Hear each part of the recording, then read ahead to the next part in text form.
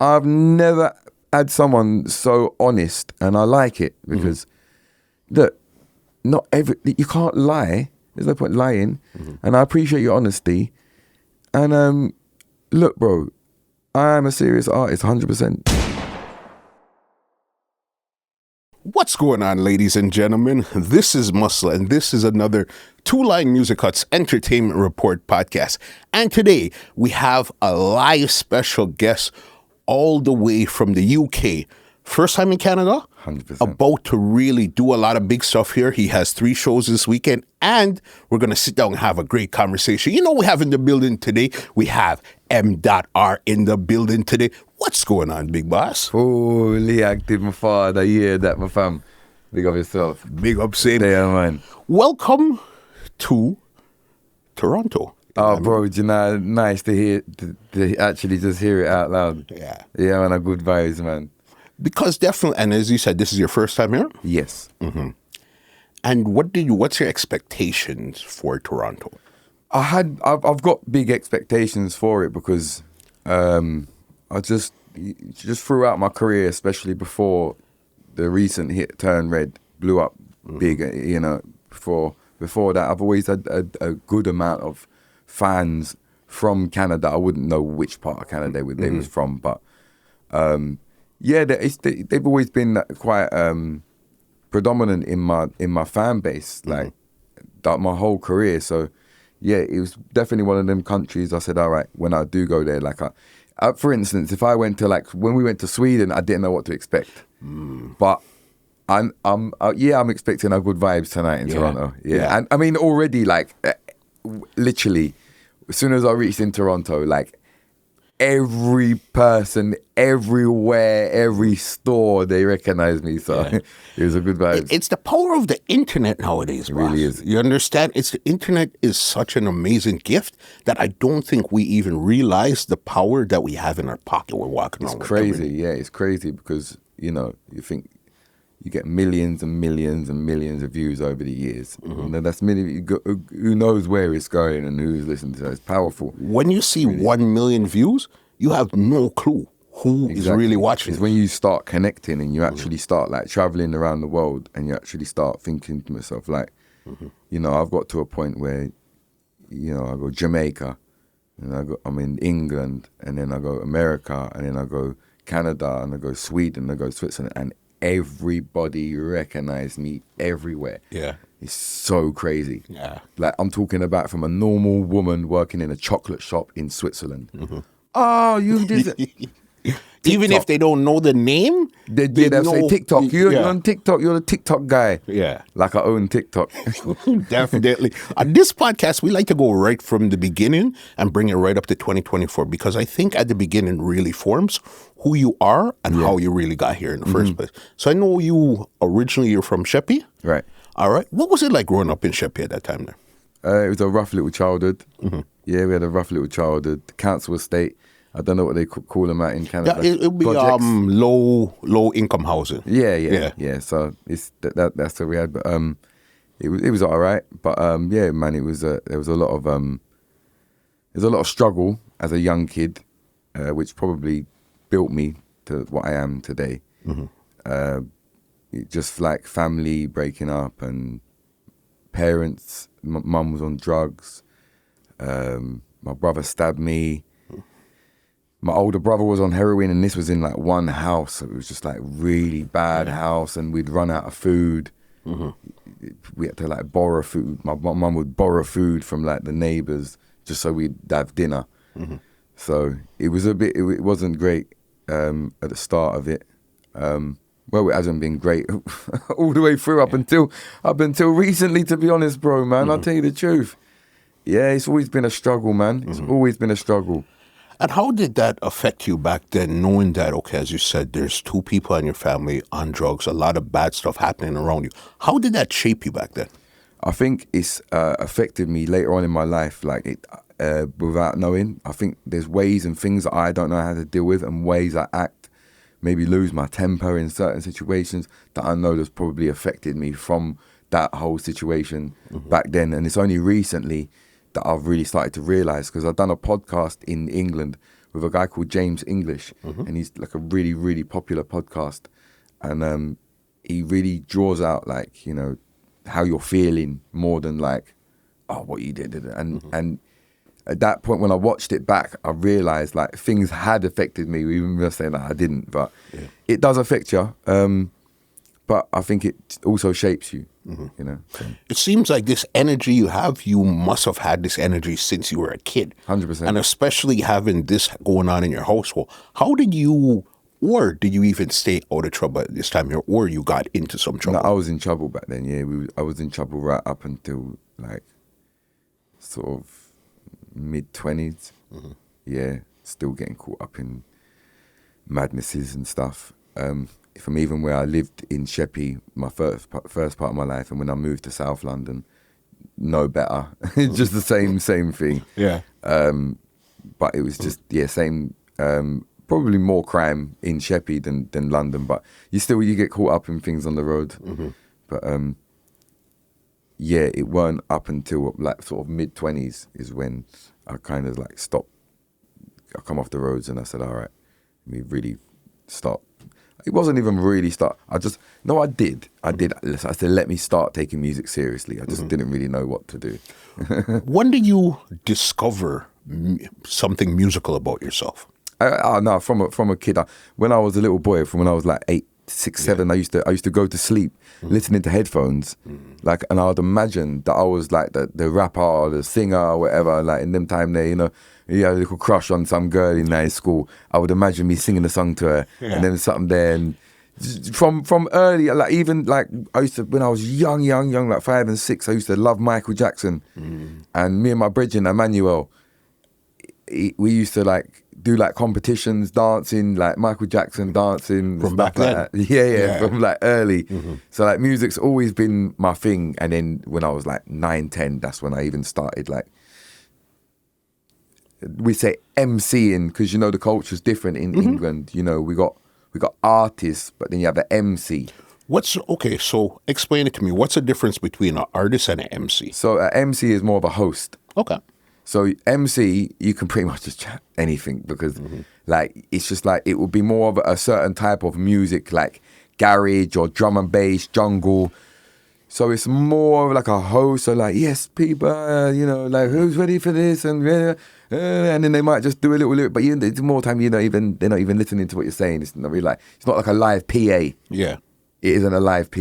It's just like a DJ would do like an hour set, and you just got your MC, and he just does the whole hour. So you started out as an MC before an artist. Yeah, that's right. Yeah, so when I was like 9, 10, that's when I started doing MC and drum and bass, just playing around and stuff. And I actually got like a residency when I was really like young, because where I lived in Sheppey, there wasn't really any other musical artists, and there was some DJs, some selectors around the area that was like garage, and I don't know if you know what familiar with what garage is, but of course, garage music that was just like starting, and it was weird because I've never actually even said this on a podcast, because at them time it was crazy, because in Sheppey, in Sheerness specifically where we lived, it was like a mix. There was a whole gang of us, but like it was like me and my brother that was from the Isle of Sheppey, and like a one other mad guy that was from the island. Yeah. And then there was like 2 other boys that had moved from Tottenham.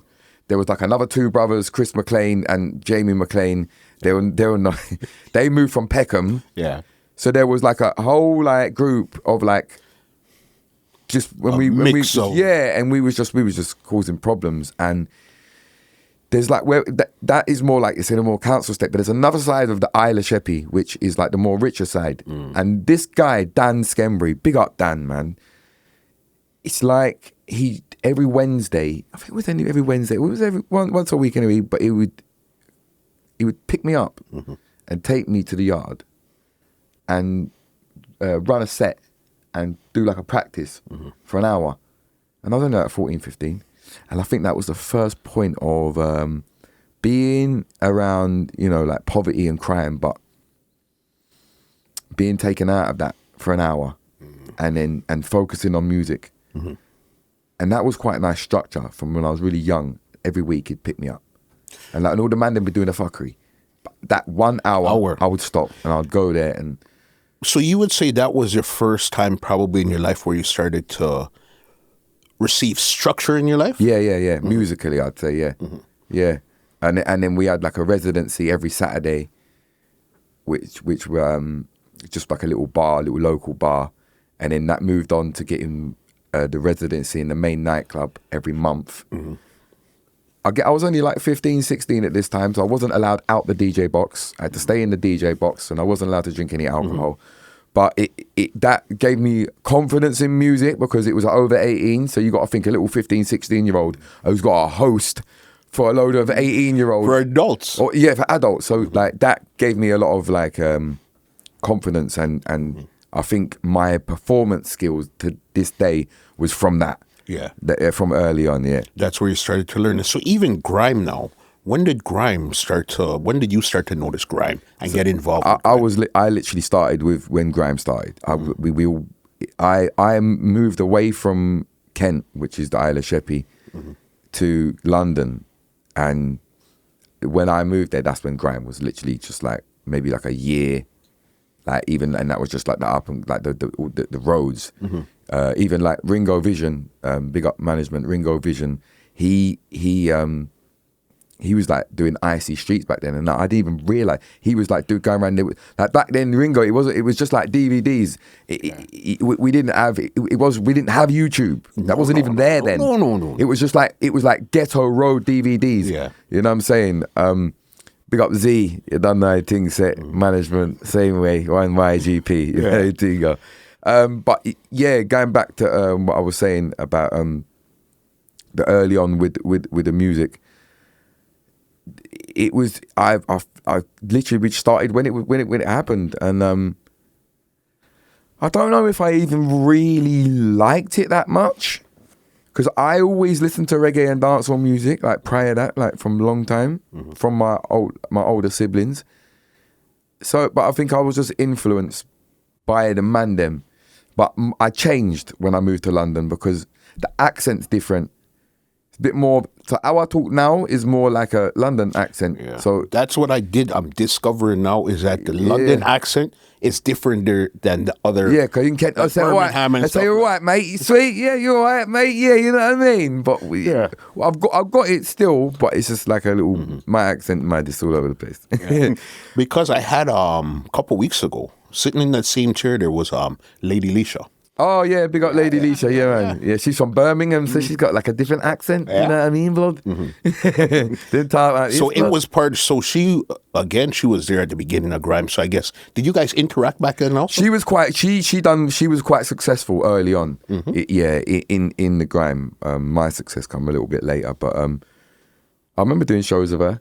Okay. Yeah, we did. Yeah, I did meet her. We done shows and stuff, but like I say, I changed from being a host with a certain sound to now recording songs and kind of changing up the style a little bit and going with what was changing because it was garage and then it was Grime because it wasn't that everybody like I didn't just change, everybody changed. Got you at the same time. time. There was a specific moment in Grime when it was a group called Pay As You Go. And they forward, but they was more like a yard style and it was a bad man thing and they just changed the whole game. Dizzy Rascal. Yeah, okay. So Dizzy Rascal, like, I don't know if people really know this, but like early on in them garage days, like them man there. Yeah. Oh my day. Like, cause it was all like, we loving it. We loving it like this. Everybody, party vibe, nice and oi, Ollie, oi, all that stuff. So that's what I was doing. But then Dizzy Ross, and he just come in with some dirty stank, break it down. And it was like, oh my, the whole end, there was gunshots going off in raves, and it was just, that's when it changed. And they built Grime. Yeah, Dizzy Rascal and them man there, and Wiley, they built Grime. Like from then, because it was garage, but then Wiley was making beats. Like boom, boom, boom, boom. And it wasn't nice no more. Now it was like, oh man, just want to really do some grime. dirty, yeah. And that's where it changed. So I just kind of went with that. And the energy of my freestyles is definitely from that era. Yeah. 100%. We're going to get into that freestyle just now because there's a lot of stuff that we need to unpack, but we'll get there just now. With even your name, mdotr, how did you come up with that? It was just like my initials like turned backwards, and then we was just there. It was then times there I wasn't really taking music so seriously, and so the man them say, yo, I had a little street name, Little Rider or something like, I'm smart, Little Rider, cause we ride out with a business. And then, but I said, we can't have that. You can't have that as an artist name. So we literally just changed it in about 5 minutes, quick and fast. And that was because even a video I seen from like 12 years ago, that was a name that was your name back then, mdotr. Yeah. You know what I mean? Yeah. That's amazing to see how long you've actually kept your name. Yeah, it's crazy. You know what I mean? Yeah. When was the first time you started to see, did you see any success in grime, or it wasn't until later on where you turned over? No, I mean, probably, no, not success. Local little hits. But no, nothing like that. Reggae now and dancehall. Where did that influence come from now into your life that now transfer into your music? It was when I kind of moved away from London, back to Kent, and I was away from the Mandem, and the influence of grime wasn't around me. So now I'm like, let me try some different like this. Let me try and do music that I like. I like reggae and dancehall music. So I've done a few mixtapes that wouldn't even be on the internet or anything like that now. And there was a mix between, reggae, dancehall, grime, all different kind of bits like that. But I'd say the patois wasn't like full on back then. But there was parts. Like, I remember one lyric from like I had this style, and it done quite well. It was called the Grease Man, and I had one slogan was like Grease, and it was just grimy. But that done really well, and but like I remember one of the lyrics from say, them say dot take it easy upon them. Then the one to get what am I say? What am I say now? Dot take it easy upon them. Them the one to get greasy upon them. And I pull out the thing and squeeze it upon them. Flow so cold it's freezing upon them. So it was there, but you just would never have heard it. So like the little two clips that actually ended up on YouTube, maybe just didn't have that. They just was the songs that didn't have the influence in it. So it was always there from a long time ago, but then it just built up more over the years. So even liking the dancehall and say, okay, yeah, I want to try some of this or incorporate it. That's cool because you need the dialect when you're singing. Yeah. But how come you decided to say, okay, I'm going to even speak patois outside of the music also? I suppose it's just life. Naturally in life, it just happened. Yeah, just like Z management. I've known him for like 8-9 years.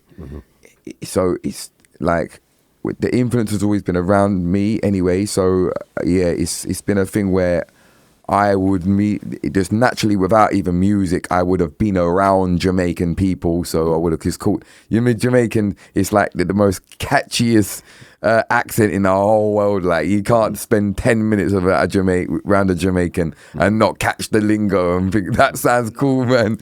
It's just like the best accent in the world. And that was your influence there, where you said, okay, I'll do it in the music, but I'll do it outside of the music also too. No, like I didn't even think about it. No, I didn't even, that wasn't even a thought process. It wasn't a thought. It was just something that naturally happened. Naturally happened, yeah. But don't you think people will find that kind of off-putting? Okay, we get it that you're singing dancehall. Yeah. You're not the first white dance artist. Okay, cool. Yeah. But when they say, okay, now you're speaking it in your regular daytime patois, wouldn't you find that that's off-putting to some people? I'm not sure. I'm not sure. Maybe. What's the feedback you've gotten online or in person for that? No, I don't really get any problem with that. You sure? No. Not from well, for white people find it a bit strange. A lot of white people find it strange. White people find it strange, but black people don't really find it strange? No, they don't really find it strange. I wouldn't say that, no. Do people think that you really come from Jamaica? I think maybe if you're I think if you're from America or England or Jamaica, you'd know I'm not, but I'm not sure. Maybe like European countries, maybe they think I might. Yeah, I'm not sure. Yeah. Big dear. But no, to be honest with you, I think everybody knows because I'm so big now, like, and my kind of stories out there. I think everybody knows that I'm British.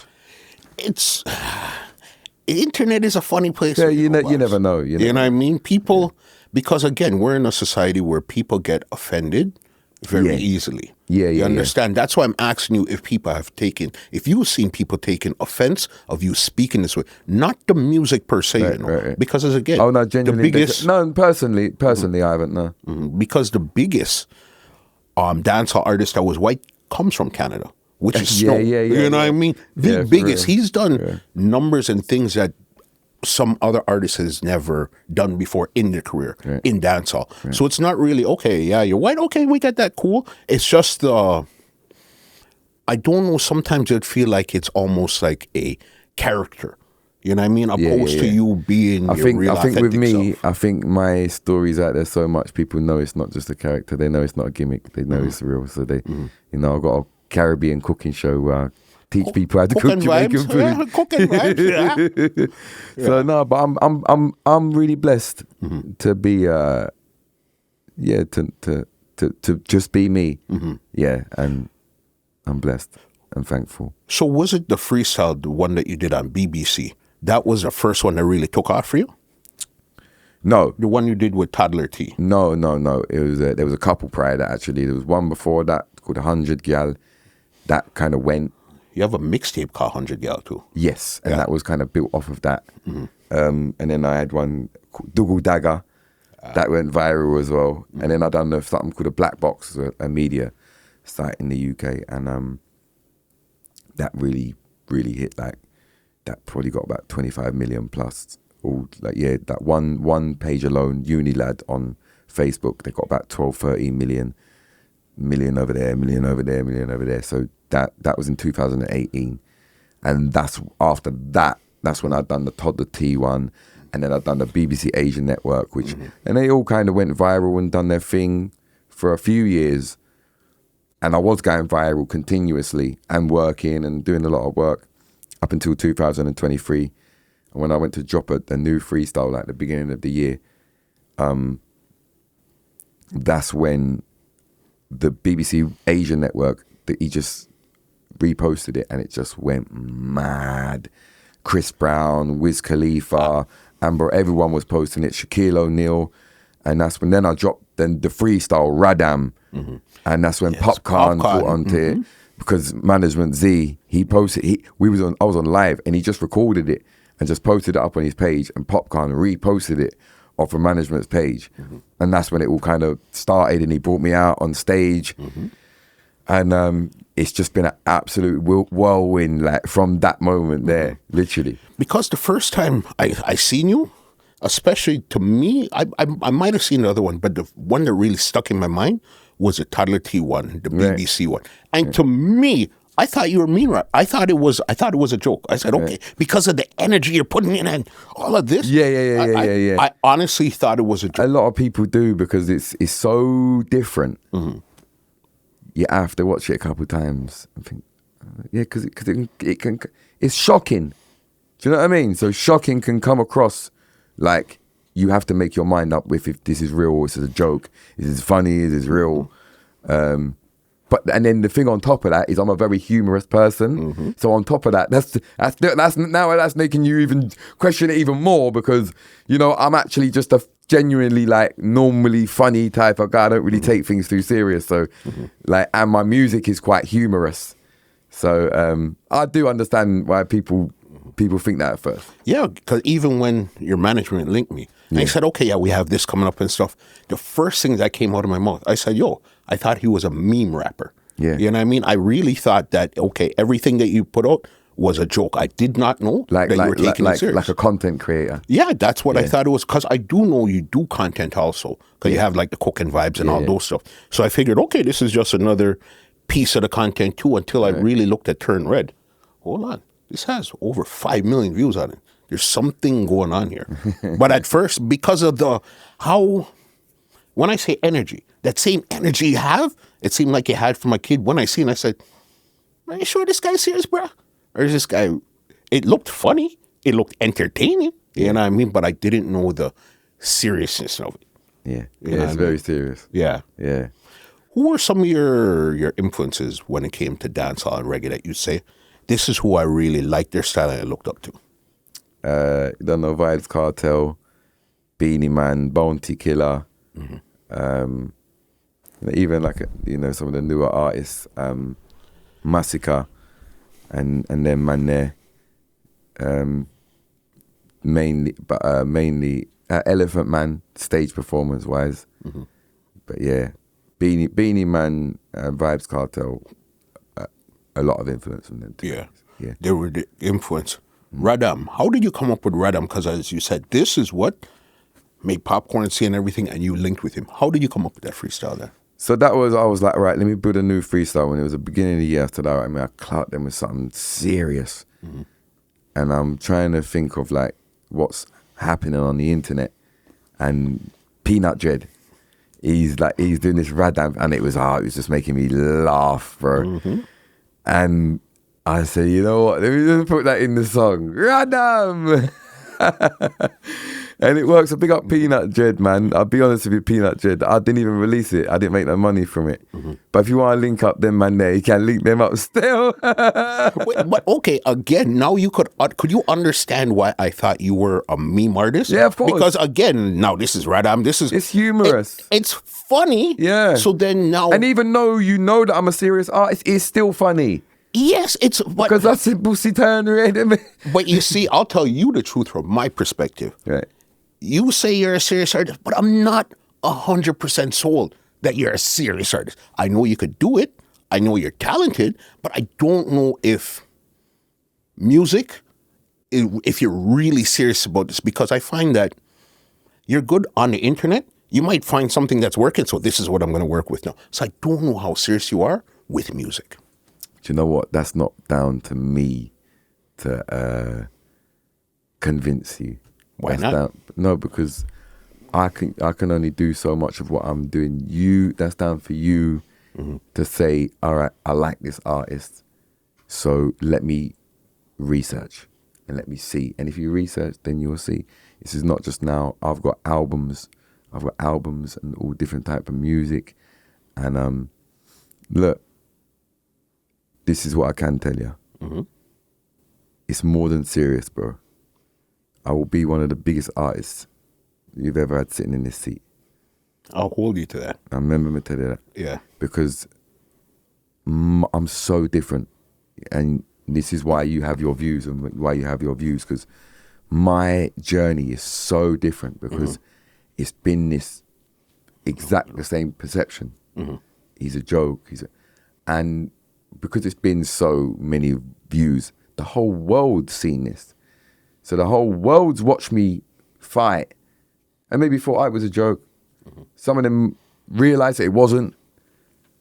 But you see my passion and my work, I do this 24/7, 24/7, 24/7, 24/7. So when you see somebody work every day, he does this is what he does. You know, this is clearly what he does. So it's not just like, he's not just doing this. He don't do this and do another job. Like, this is what he does. And, you know, the whole world's seen my fight and my struggle to be taken serious. And with Turn Red, it did turn a lot of people around. And that was the moment where, you know, people took me serious. I got signed to Sony, you know. Because I turned red. Yeah, man. Yeah. So that was the point where I felt, yeah, now I've proven to people like, this ain't a joke. It was a successful moment for myself to say like, yeah, look, now look, whoever thought this was a joke and you all thought it was funny, look now. I'm number 1 in the iTunes reggae charts. Yeah. I'm number 8 in TikTok, on the whole of TikTok over Christmas. I'm doing 10 million streams plus. Yeah. And the thing is, this is why it's a serious thing. Now people realize, now they're paying me big money to go and do shows. But when I'm doing shows, bro, I'm an actual real artist, like actual performer. Like, you've heard my story. I'm a real performer. So when I perform, it's not no joke thing. It's a real show, and like, wow, that was wicked. So it's like, now, you know, you get these gimmick things and they go viral and they might get a few bookings and then it just, that kind of like fizzles out. Yeah, it's not that. with me because I just hit and I hit again and I hit again and I hit again. So it's how many times I will hit the songs before people, each individual person, you know, takes it seriously. So but I'm not here to convince people. So you purposely insert like comedic value into your music? No, I wouldn't say purposely. I just kind of, that's who I am. So then you could understand where, even though, again, I told you 12 years ago, I seen where you were rapping. You were doing grime 12 years ago. Yeah. So clearly you've been doing music. But again, when you have the comedic value added to it, and your animations, that's why I think that's what it is. Not the words coming out of your mouth or the flow. I think it might be a combination of everything. Why it's a bit hard. To take it serious. Yeah. You know what I mean? Yeah. Because it's a fun song. Turn Red is fun. Yeah, we could jump up and do stuff to it. Serious. You know what I mean? But it's not. There's serious. no. Is he serious or is he playing? I know he's been doing this for a while, but is he serious? You'll find out. I guess we will, right? That's why I like doing these podcasts, because you put a timestamp on things. Because where you are in your career today, when you walk out this door, 5 years from now, 10 years from now, 12 months from now, you're going to be in a different place. Whether it's 10 levels higher, 10 levels lower. But now I like to capture in your essence right now to see where you are. So then we could come back again. You could either say, see, I told you, or I'll say, look, I told you. One or two things are going to be right, right? I think deep down, you know. Huh? I think deep down, you know. You think? Nah. I can't lie to you. I'm a man. I love music. I like your delivery. I like your flow. I like your style. I like what you bring to the table. It's just I don't know how serious it is. That's my only apprehension. You know what I mean? But it's all good. You still Yeah. Did you do the theme song for Cooking Vibes? Yeah. You did the theme song? Yeah. Okay. So then you showed your reggae side there. Right. Yeah. Culture side, yeah. So then, okay. So then you see now, okay, he has some reggae. You do the dancehall, but the reggae sounds proper too. Okay, cool. Cooking Vibes. How did you come up with that there? Just strange one, really. I just love cooking food. And when I was putting it out on pits, just like, you know, just doing little Instagram stories and stuff, people say, oh, man, you should do YouTube or this and I thought, why not?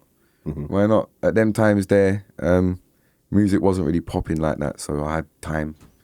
So, yeah, and it was fun, though. You'd go to Jamaica and cook food in the sunshine and rustic, like proper authentic way. It was nice, man. I miss it, to be honest. Okay. Yeah. Because I guess the music is taking you in this direction, so you can't really... Because your first YouTube page was the Cooking Vibes before you had the Vivo. Vivo. That's right, Yeah. Because Turn Red is actually... The first iteration is on Cooking Vibes. Right. Yeah. When was your first time in Jamaica? And what was this like? Now, you heard the songs... You seen it on probably a VHS or DVD. So what was it like the first time you touched down and smell that air? I had jet lag. I just walked. Yeah. I just put my bags, I just walked for about a mile. Looking, taking it in. Yeah, I loved it, man. I remember I was jet lagged. It was the first time I ever like, I can remember being jet lagged. But yeah, man, loved it. Definitely. First time, when was the first time you were there? Wow, because I went to St. Vincent and stuff, and Barbados, where my family got married into. Way before I went to Jamaica. I couldn't remember the exact year that the first time I went to Jamaica. I can't remember the exact year. Yeah, I couldn't even tell you. It's been a long time ago, man. Oh, a long time ago. Yeah. Yeah. And it was a very interesting trip back then. Yeah, I went there for a week and then I left and I went back about a month later. Because I see in your videos, you're not on resorts. You're in the garrison. Yeah. You know what I mean? With the man, them, whatever they're doing there, that's what you're doing there also. Yeah. You know what I mean? Yeah. Definitely. How do you like being in the garrison? Or does it remind you of, is it council it's called? Yeah. Does it have that same type of energy that you remember growing up, back in the UK when you get to the garrison in Jamaica? I think so. I didn't look at it like, I think so, yeah. Probably. Yeah. That's why you're comfortable in the garrison. Yeah, I suppose so, yeah. It's just sort of things you're used to, because in the garrison it's got a lot of shops and stuff like that, and accessible. I think that's what we're used to. Yeah. And how do they accept you when you're in Jamaica? Yeah, man, good vibes, man. Jamaica loves me, man. Yeah. And you've been down there since you put out Turn Red? Because I know you did a remix with... Well, Turn Red, I actually done Turn Red in Jamaica. It was done in Jamaica? Yeah, it was done there. So I haven't been back. But that was recent. So I haven't been back since now. Why is Turn Red so short? Because it was just a freestyle. It wasn't actually a song. It was just a freestyle, and it just went viral. So I just went and just put exactly what was going viral on the song and just put it out. Yeah. It wasn't to be, bro. Like, look, it wasn't a serious song. Like, it wasn't. So I do get what you mean. You understand? Listen, no, 100%. Listen, I'll tell you the truth. I'll tell you the God's honest truth, bro. I've never had someone so honest, and I like it because look, you can't lie. There's no point lying, and I appreciate your honesty. And look, bro, I am a serious artist, 100%, and you will find that out. And I think you will research it a little bit more now. We've had this conversation, hopefully. You'll be surprised what I research. But continue. But yeah, I just think it's a good vibes, man. I do understand. That's what that's my point. Yeah, fair enough. Snoop Dogg song now. Yeah. All right. How did that even, something like that, Turn Red is cool and everything, but now Turn Red in Jamaica and stuff to Snoop Dogg? It's a bit of a change. That's a super leap, and it's three of you guys in the song. How did that song come around? So that was just literally through, like, someone wanted to do a feature. So they already had Snoop on the song, and they wanted to do a feature, and it's like, yeah, I probably wouldn't have done that type of song if it didn't have Snoop on it. But he was like, yeah, I want to do a feature, and I was like, okay. He came back, he said, look, I'm going to talk about paperwork, but the paperwork, he said, can I give you after paperwork and put you on a song with Snoop Dogg? And I said, yeah, sounds good. So, yeah. So is that an official song or remix where I put together? No, it's official. What is it? It's official. It's on Spotify. Yeah. Okay, from you say Spotify, then there has to be has something. To be, yeah. With YouTube, you could get away with YouTube, whatever. But yeah, you could probably get away with it, but not on, no way. Not downloading on Apple, iTunes, and stuff like that. No way. Yeah. And okay, so it wasn't his people or his camp. It was, I guess, a third person had something done. That's right, yeah. And then they said, hey, we like what you have, and that's how. That's right. Yeah. Yeah. Well, they probably thought, do you know what? We got this song with Snoop Dogg. He'd probably do well. This guy's blowing up. Let's put him on it, and it will kind of make sense. How is it doing for you right now? Yeah, I mean, it's been so busy recently that I haven't even really focused on that song. But it's doing well. It's doing well. Not as good as Turn Red, but I just released a new freestyle 2 days ago, which is That's the one in the studio? Yes. Yeah. Plugged in. That seems to be doing. So now it's like a lot of people like who thought I was a one-hit wonder. They're like, oh, this guy's a one-hit wonder. They're like, he's back. He's done it again. Yeah. And it's now a different style in music. And you know, when you listen to the freestyle, you have to really check it out, brother. And it's metaphors, punchlines. You know, so again, it's now showing people a little bit more of a serious side, rather than Mr. Pussy Tyrant, gymnastic, no, the pussy dead. You know, so now it's a little bit. But even though, bro, like I'm with you, bro, I'm with you, because even in that, there's still parts of elements of it that are funny. Yeah. So, but it's just how I am, bro. Yeah. It's just how I am. So let me say in our one part, let me say, if I don't get no pussy, yeah, I go fuck up my sleep. It's my time, nobody can't stop me. But it's funny, but it's not like, it's not. I never obviously sat in and thought I'm going to try and make people laugh, but it's just how I am. That's who you are. Yeah. So that's why it comes across like that. All the time. You know, for the past, I guess, probably 20 minutes, you've been trying to convince me. I'm real. I'm the real deal. Boss, it's one of two things are going to happen. Yeah. It's either, yes, I'm going to believe you, or you're going to convince me. One of two things, you know what I mean? But again, as I said, that's why I like to have these type of conversations. Of course. You know what I mean? So you seem to do good with freestyles. How about actually now a song, a full song, sit down, I wrote it, three verses and everything. When are we going to get that from you now? I've actually got it ready to release, and I think it's the one.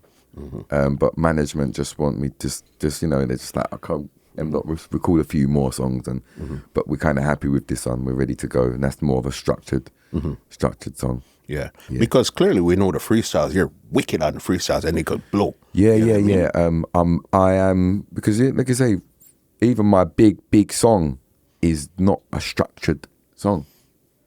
Yeah. So I've still got a hit with that big structured song. Yeah. Who do you have any more collaborators or anybody that you're looking to work with? It's quite difficult after Snoop Dogg. Well, that opens the door to many other things. Yeah, I mean? definitely. And it could be more. Yes, it's an official song, but more you and this person sat down in the studio. We 100%. did this together. We brainstormed. Yeah. You know what I mean? No, correct. Yeah, no, you're 100% right. Tommy Lee. Tommy Lee Sparta, yeah. Hopefully we should get something done with him soon. But apart from that, I'd like to work with a lot of artists, but just my career is just so busy. I don't even get time to think about it. Yeah, but I'm an easy person, so I'm always up for collaborations and stuff. Because I know you have a song that came out, I think, late last year with Fully Bad. Yes. Fully Bad was here the other day too. You know what I mean? Yeah, my big up Fully Bad, man. Yeah, I could use that. Yeah. So you're working. There's things that's happening. Yeah. Yeah. Yeah, definitely. You know what I mean? Definitely. With I remember when I first seen you too, you used to have a gold teeth right here. Yeah. You know what I mean? But again, this is where the gold teeth here, the mesh marina, the hair up like this. And again, that's why it was, okay, cool, I see what you're doing. But to you, I guess that you're just living your normal life. That's just who you are. Yeah. What happened to your gold teeth? Why you decided to change over? Oh, my teeth, I had like really bad gum disease, like really bad. So like I had a gold teeth there, but it was, I had like, my gums were receding and it was really bad. And a company they just said, oh, we'll do your teeth for you for free. All you got to do is post it. All you got to do is post it. So, happy days. Isn't it wild what happens from just posting something on the internet? Crazy, bro. Absolutely crazy. Yeah. Yeah, it really is. What's the craziest DM you've ever gotten? A DM that you never forget, whether this was a super surprise or was really bad, a DM that you'll never, ever forget.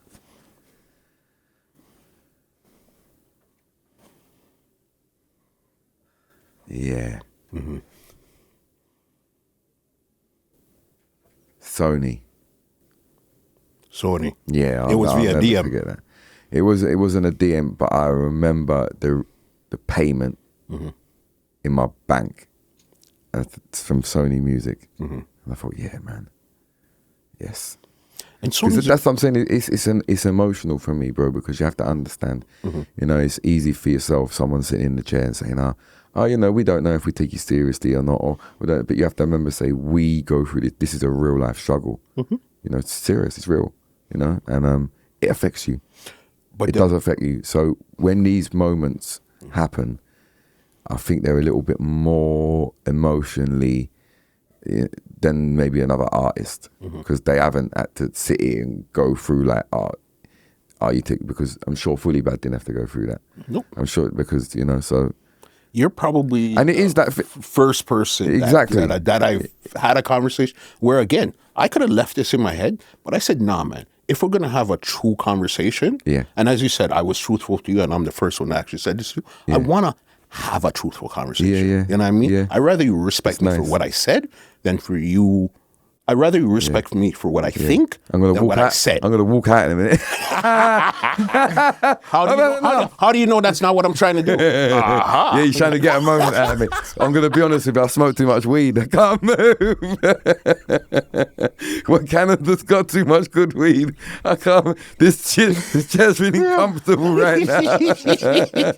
How is the weed in Canada? How do you like the weed in Canada so far? Oh my days! It's I couldn't have asked for more. Yeah. Yeah, really nice, man. Really nice. And are you like more like a connoisseur, or you just smoke? Yeah, I just smoke a lot. So you don't want to make sure, okay, I need this type of bud or this. Yeah. And Canada has it. How is the weed in the UK opposed to Canada? Nice, much better here. Yeah, it's just it's easier, innit? It's easier, more options and stuff. Yeah, and I remember, I suppose in London, it's probably a bit more. You got more, you know. I mean, don't forget, there's a couple of legal shops, but it's long. It's not really. When you say Canada, bit dingy. Yeah. Yeah. Did you ever, when you're back home now in the UK, because I see a lot of times it's like you're hanging around with a lot of people. Are you usually like the only white person in the group at times? Yeah. So then, is this something where you feel like you feel more comfortable there? Yeah. 100%. Because it seems like from the beginning, like your childhood and all that stuff that was going on, you just were looking for somewhere to be accepted for yourself with your rough edges, whatever you have, whatever you come with, you just wanted to be accepted. It seemed like here, amongst these people here, you got accepted. Exactly. Exactly that. Yeah. Because I guess it's been a lot of stuff going on. Yeah. Exactly that. Yeah, and maybe just my interests and likes kind of helped with it as well. Yeah. Yeah, because I could again, as I could see your energy, your vibe, you're true to yourself. It's just a lot of times people don't know if you're really true, but you're true to yourself through and through and through. Yeah, you know what I mean? You are who you are. Yeah. I like what I like. I do what I do. Yeah. You know what I mean? Exactly that. The year's early right now, 2024. What else could we expect from mdotr? Yo, look, I think now it's time to, show the world, just drop hits after hits after hits after hits. Yeah, that's it now. Like next, a structured song. Yeah. And we'll see you on those big shows and the festivals across the globe? Already, man. Yeah, you can catch me at a few. I've got a few booked in this year already. We've got some big ones in the UK. Summer Jam. Yeah. Summer Jam where? New York? No, Germany. Oh, Summer Jam. Yeah. Okay. Summer Jam, New York. That's big, boss. Germany, and we've got one called Reggae Land in Milton Keynes in London, England, with Popcaan, Shabba Ranks, Burning Spear, some big names. Did you ever really picture yourself being on the same show with a Popcaan, a Shabba Ranks, a Burning Spear, and I'm part of this right here too? Do you ever picture yourself could see yourself being there? I think I did all my life up until a certain point, and I thought I'll kind of give up on it. But then, yeah, it did happen. What was that point there where you felt like I wanted to give up on this dream right here? Probably, maybe just before 2023, the end, maybe sort of 2022, the end of 2023. And that would have been, you see how they tell people, don't give up? Yeah. Don't give up. It's right around the corner. Don't give up. Yeah. What if you gave up one day before you put out that freestyle? You didn't. It's funny because I did give up, and it was other people. There's a big rapper in England called Nines, and he just, I don't know what energy. He must have felt energy. He said, M. needs to do something. Someone needs to bring him in, and he just messaged someone, said, "Yo, do a freestyle with him," and that was the Radam. And here we are right now. Yeah, here we are. That's great. Yeah. What was it like for Popcaan pulling you out on stage in front of your home court? What was that like now? Oh, that was amazing, man. That was probably one of the best moments of my career. Yeah, that was wicked. Yeah, because I know that you vlogged about it. It seemed like, okay, you guys were just chilling and everything. Yeah. You weren't really expecting him to I didn't know. I thought I was gonna warm up, like a couple of artists perform, and then and then the main act. But no, I didn't. I definitely didn't, because I actually like give up on it. Not give up on it because I didn't care. Well, I did care, but I was like, I remember there was like from the backstage to the front where you see on a stage, and he was performing because he just went down in, and I'm like in this room talking to the security guard. And there was some artists arguing in the background. I said, bro, I don't care. I said, look, I'm supposed to be performing. It's like, I said, look, at the end of the day, if I do, I do. If I don't, I don't. I'm just going to go out there and enjoy the show. And the second I said that, the guy comes and said, yo, he's calling you on stage. And it's run round and run on the stage. And I expected him to like run off the stage, but he didn't. He stayed on there. Yeah. From you see, he reposted it. Clearly, he liked it. Yeah. You know what I mean? Yeah. And that was a song that you performed to also, Radam. Yeah. I mean, look, these things, help as well, like in my struggle and battle to prove my seriousness. Because when... That's what this podcast is going to be called. Am I serious or not? Yeah. That seems to be the overarching theme that we're going with. Nothing wrong. No, I never said that. That's what we're going to call this. Yeah. Am I serious? Yeah. We'll let you leave your comment in the comment section. Yeah. What was I saying? Yeah, like, that obviously, like, that makes me feel good to know that they take it seriously and stuff like that. For sure. And especially remember, it's Jamaica. This is the Mecca. This is where you don't get any bigger than this when it comes to reggae and dancehall music. When I was in Jamaica last time, Bounty Killer, I walked into the club and he just grabbed me. He said, yo. You see you? He said, no other white artist ever done it like you do it. He said, you're different. You're different. The way you perform, your energy, you have it, you. May I give you your flowers from now. And then Beanie Man walked in. He was like, yo, Beanie. That moment there was like historical. Yeah, and we got all the picture together. I seen the picture. It's you, Bounty Bean, and there's one other person in the picture too. Judge. Yes. Judge P. Yes. So I said, okay. And if Bounty, of all people, he's telling you that, you know it's serious. Yeah, because I'm a dancehall artist. So from time the kings have said like, it's like, okay, let me fight my battle now. Let me just. Yeah, I'm armored up. Yeah. Ready. And I guess from you got that, from Bounty gave you the cosign, and Beanie gave you the cosign in your mind, Popcaan gave you the cosign, there's no turning back. Yeah. How can I turn back if I got the check mark? Yeah, no, we don't turn back. From these three. We turn red. Yeah.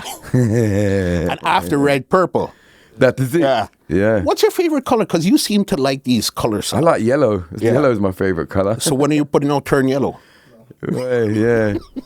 Summer. Yeah.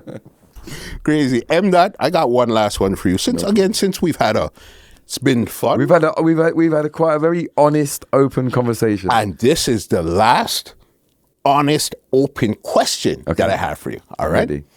There's a thin line between appreciation and appropriation. Right. Okay.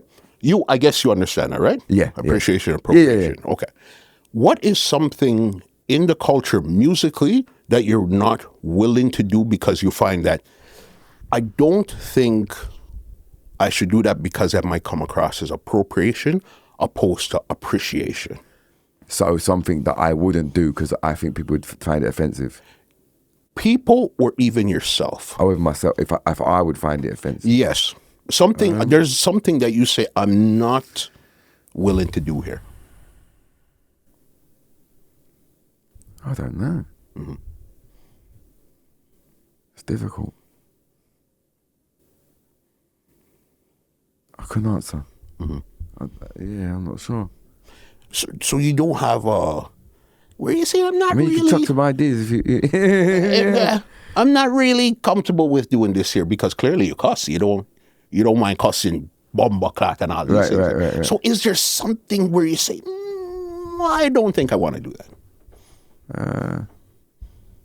Not really. No. You didn't cross that bridge yet? No, not yet. Yeah. But I guess if or when you get there, you will know and you'll figure it out from there? Yeah, look, I as a white British man doing Jamaican music, I'm really like, I'm really, really careful in how I treat this. It has to always be respectfully treated at all times. So, yeah, I have to be really careful. Okay. And you understand where the dances that you have to do to be careful. Yeah. Yeah. Yeah. You know what I mean? MDOT, as you said, you smoke, so your energy is just kind of cool. And we weren't really having that type of conversation, but I'll tell you this much. Your energy, boss, how you bring it across is freaking crazy. Thank you. I don't know if you could do a full 30-minute set with that type of energy you have, boss, because it's so max level. It's almost, you believe every word coming out of your mouth and you just try to make it happen. Yeah. You know what I mean? Yeah. Yeah, we can do it, man. We've trained. Yeah. Leave something there. Leave some social media contacts where they could check you out. And if there's anything you want to big up right now, the floor is yours, 100%. Big up yourself, my bro. That's cool. Appreciate the honest conversation. I love everyone who's honest. And I'm really like, it's hard to offend me. Mm-hmm. I don't get offended easy. Mm-hmm. I'm a very easy an understanding person. I don't think conversations are meant to be, as long as it's not coming from I'm not trying to attack you. I'm not trying to. Yeah, I think if you sat down at the beginning and come straight at me with that, it would be like, whoa, what's going on here? Like, what you brought me here for, bro? Yeah. But no, obviously, I could see you was genuinely in the whole story before, you know, that questions. But again, it was good. I do want to big up yourself. Big up Canada. Yeah. Of course. Big up Toronto. Big up the whole of Canada. I appreciate the support a lot.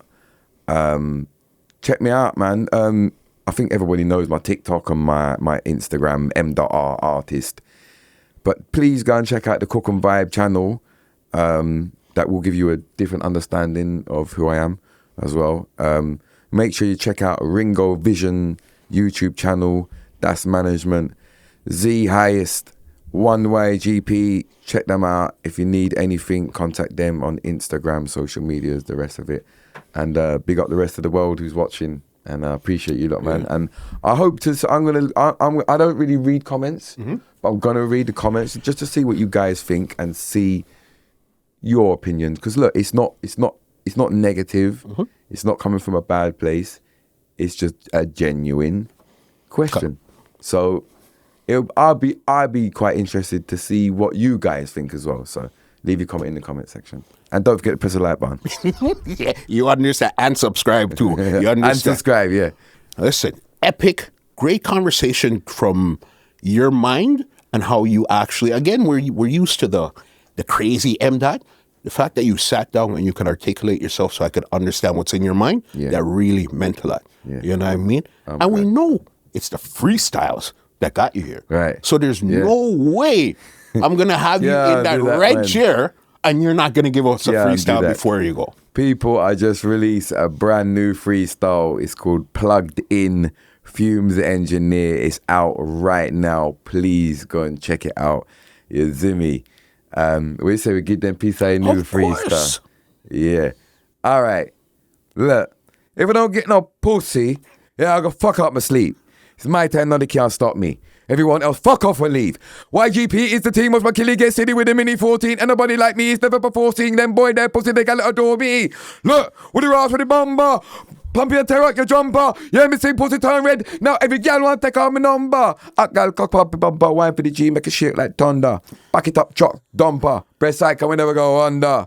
This guy must think me a idiot. This guy must think me a mad. If you don't run no pussy, my gal can get your own cab. Pass me the high grade Rizzler. Right now me a jump in the lab. Big bomber class with light up. Light up now, everything mad. You're bad, man. You're bad, bro. You're bad. You're fucking bad, B. Okay, well, ladies and gentlemen, this is Muscle, and this has been another Two Line Music Hut's Entertainment Report Podcast, and we are out. This podcast is brought to you by www.twolinedmusichut.com.